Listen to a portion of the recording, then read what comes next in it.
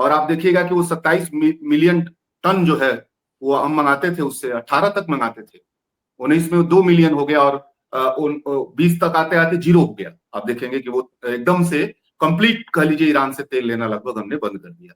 उसी तरह आप देखिए अमेरिकी डील से पहले ही तो रसिया से हम तेल लेना बंद कर दिए हैं। ये युद्ध में थोड़े बंद किए हैं, युद्ध के दौरान ये थोड़े बंद किए।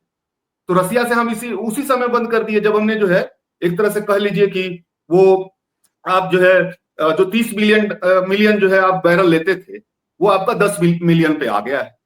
और आप अभी भी जो आप रसिया से थोड़ा बहुत मिल रहा है वो ट्रम्प साहब के आदेश पे मिल रहा है। वो समुद्र में तैरता हुआ तेल है, कोई दीर्घकालिक आपने तेल तो लेना उनके साथ शुरू नहीं किया है।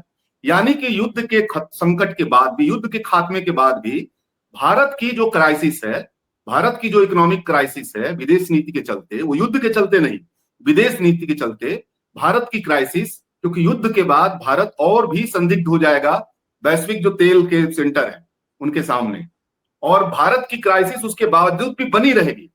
यानी हम एक दुनिया शायद इससे उबर जाए युद्ध के बाद, लेकिन हम एक लंबे क्राइसिस की तरफ अपने की तरफ बढ़ने जा रहे हैं। ये बड़ा खतरा है हम लोगों को।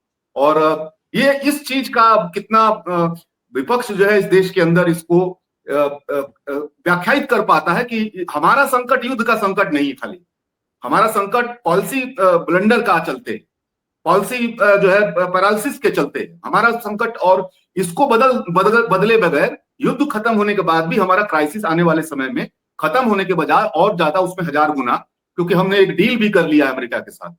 हमारी जो तेल क्राइसिस के जरिए हमारी इकोनॉमी तो रिसेशन की तरफ बढ़ेगी, उस डील के बाद वो डील लागू होना शुरू होगा युद्ध के बाद, अमेरिका के साथ जो हमने डील कर ली।